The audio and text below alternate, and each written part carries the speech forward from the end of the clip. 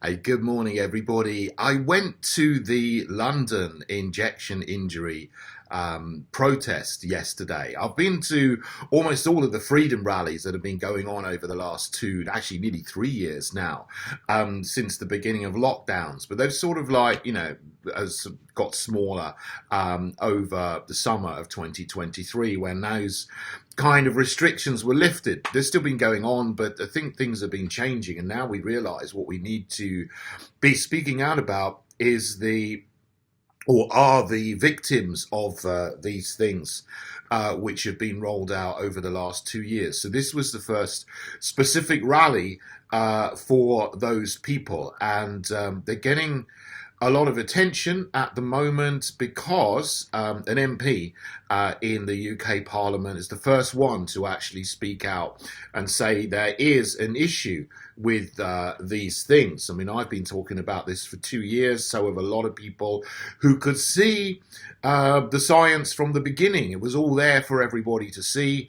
There was no long-term safety testing done. I questioned about this to various people in the London Assembly, like Sadiq Khan and Nadeem Zahawi, when he appeared in front of the London Assembly one time.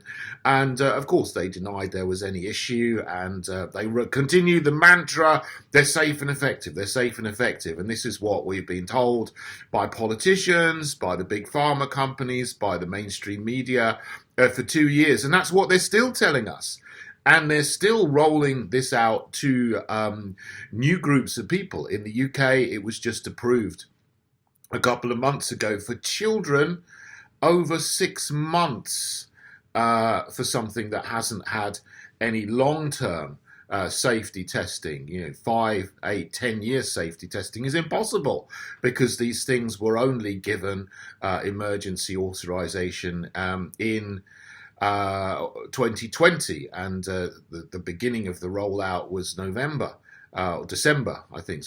2020. So there's obviously no long-term safety data. So how can it be right to push these things on 6-month-old babies when there isn't that data, or anybody at all?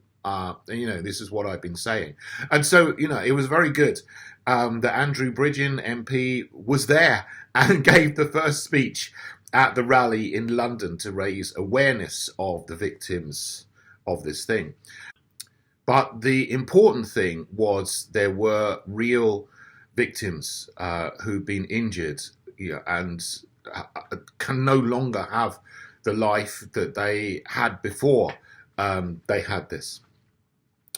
People who are in wheelchairs, people who are, shaking and so on, who are very, very brave to come forward and go on a stage in front of thousands of people outside the BBC headquarters in London, near Oxford Circus there, and speak and tell people about their stories and what's happened to them, to their health. People who are fit and healthy and are now not fit and healthy, and other people who have lost loved ones, people in their families. And the terrible thing is that some of them were saying they themselves have been smeared and ignored and given the runaround. Some people have even been called anti-vaxxers in the press when they themselves took the thingy. So how can that be so? How can you give that smear to them when they took it? I didn't take it myself, and I'm very glad I didn't. And, a lot of people are very glad to be in that position now. But for the people who were deceived into taking it or coerced into taking it because they were told, if you don't have this, you can't carry on working. If you don't have this, you can't travel. If you don't have this, you can't go and visit your relatives in care homes, etc. This is what we were told. And the government made life very, very difficult in many, many ways for people who didn't have it, to coerce them to having it. And of course, some of them just made the decision, well, I've got to do this because I need to go to work or something. I mean, it's very difficult. At the end of the day, I would still, I think, make that decision not to have it myself. But some people felt that there was no way out from doing this, and their lives were. I wish they hadn't have done that, and I wish that there was never any coercion to take it. And I think that the message is that this kind of coercion must never ever happen again. But also, there is a call for justice, and there's a call for the perpetrators and the deceivers and the injectors all to be brought to justice, because they were all part of it together. And seeing the real people who have been are real victims of this was brought it all home to everyone who was there in London. And then obviously I was there. We went on a march afterwards, quiet march down to Downing Street. Now there's no one in Downing Street on Saturday apart from the cleaning staff, I guess, or whatever. They all go home for the weekend. So Rishi Sunak wasn't there, but of course it's symbolic. And the march down there was very poignant because people were holding up long ribbons with pictures, photos of hundreds of people who have been injured or died because of this thing. So people could see this, and what was noticeable that people said that before, in the freedom rallies, the first ones, I'd be on them, and we march through London, and there'd be people, shouting abuse at us and calling us all kind of names and smears. But that wasn't the case today.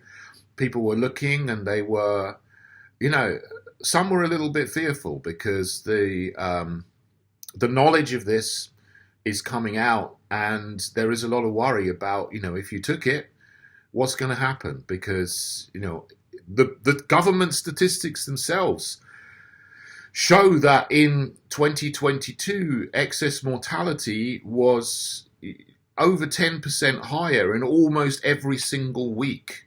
There were only 2 weeks out of 52 where it was lower than the baseline 5-year average 2015 to 2019 before the whole thing started.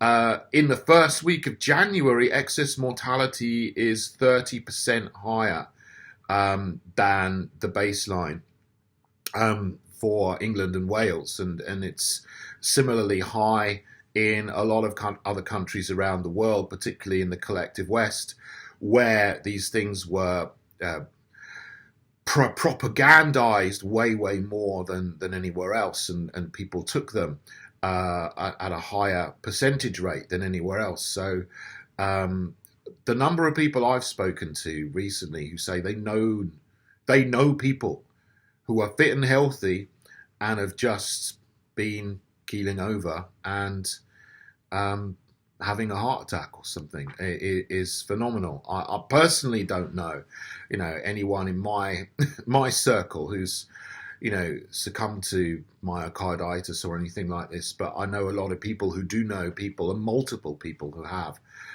So this is now touching everybody, and we have one MP who's spoken out, and he's been kicked out of his fake Conservative Party, and they're trying to pressure anybody else who they think would speak out to being silent.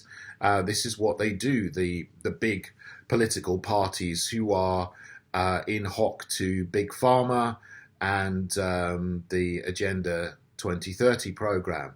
I hope some more others will speak out, but we can't rely on the ones who are there. And if you keep on voting for who you've always voted for politically, you're going to keep on getting what you've always got. So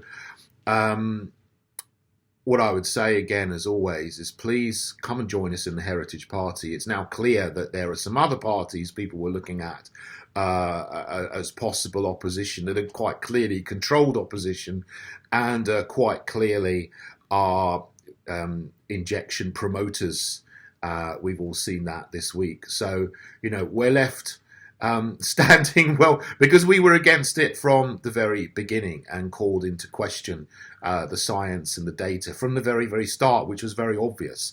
You don't roll out something experimental onto millions or billions of people after what happened in the 1950s with thalidomide. That's why we have a proper system of testing which lasts for up to 10 years before you roll out a new medical product. That wasn't done, and that's very obvious, and it should have been very obvious to everybody right from the very start. But some people were greedy for money, and some people loved the control and the power that it gave them, and other people were whipped up into a frenzy of hatred with the smears that came with the propaganda against people who didn't toe the government mainstream media line.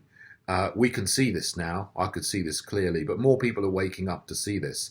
And, you know, that's only a good thing, because at the end of the day, we're going to have to remove all of the people that were involved in this and put people in Parliament, in the courts, in the healthcare system, in the media, who are on the side of truth and freedom and the people, rather than those who are against the people.